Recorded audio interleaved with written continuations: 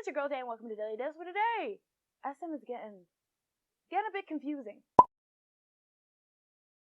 So Isuman shocked SM fans everywhere when he announced plans to debut a new boy group a couple of days ago during a presentation. Now, what's surprising about this boy group is that it was said that it was going to basically have infinite number of members. Rather than it just being one group, it's going to kind of be a network of groups. Basically, SM is launching a brand called New Culture Technology. Boy groups launched under this project were based in one city and create music that caters to the locals. The first two teams that are set to launch in spring will be based in Tokyo and Seoul. Members of the bands can fluctuate freely, which I guess that means that you can come and go as you please, and there'll be subunits created as well. The second batch of boy groups will be launched in Chinese-speaking cities, while Southeast Asia and Latin America will most likely be the next destination. So when this first was announced, people kind of thought this was them like doing the original EXO concept but to the extreme. So as most of you know, the idea behind EXO when they first debuted was that there was going to be EXO-K and EXO-M.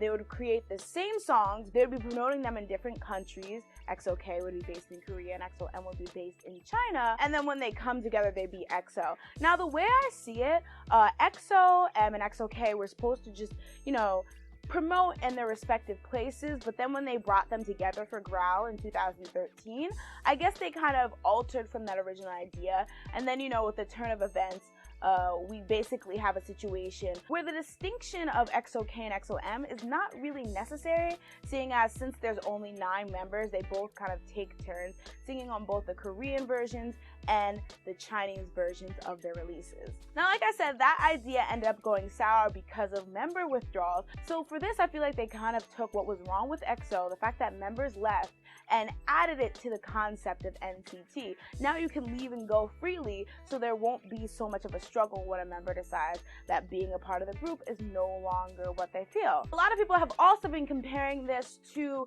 Japanese supergirl group AKB48. AKB48 and its sister groups and its rival group have a similar concept in which they're based in one city where their theater is located and they do performances there, but then they also, go on broadcasting shows and things. So I feel like, SM probably, took a little bit of that idea as well. Now, what I've been hearing is that this isn't going to be a rotational group. While there'll be new debut groups under the brand, I don't know if there'll be added members to the actual individual groups. It just said that they can go freely, come and go freely. Which makes me think, aside from the fact that they'll be based in a local city, it's not that much like AKB48. If we're gonna compare it to Japanese groups, I would rather compare it to E-Girls. For those of you who aren't familiar with J-pop, E-Girls is basically this massive girl group that actually consists of 3 other groups, Flower, Happiness, and Dream. So they promote separately, but when they come together, they're called E-Girls.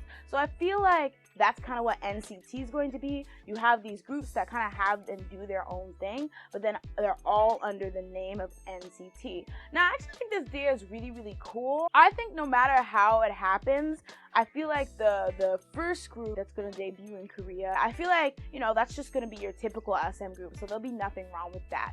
Now, when SM starts to branch into the Chinese-speaking countries and Latin America and Southeast Asia, I feel like that's when it's really, really going to take some trying and promoting and trial and error to get those groups as popular as the Korean one. Because, SM basically dominates the Korean market at this point.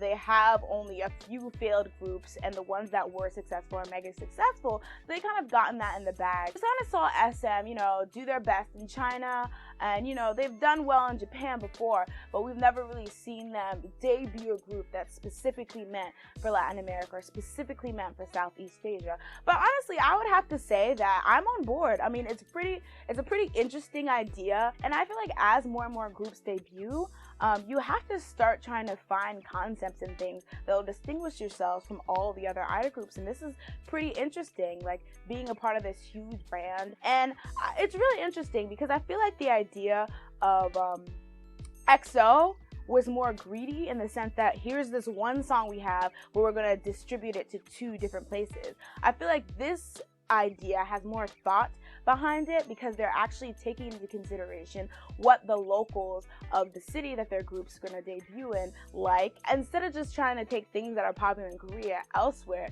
they're actually considering what's popular and what's hot in these other areas. So what do you guys think of NCT? Are you looking forward to seeing what SM rookies are going to be part of the project? Do you think it's a bad idea and SM's biting off more than they can chew? Let me know down below and see you next time on Daily Dose. Bye bye.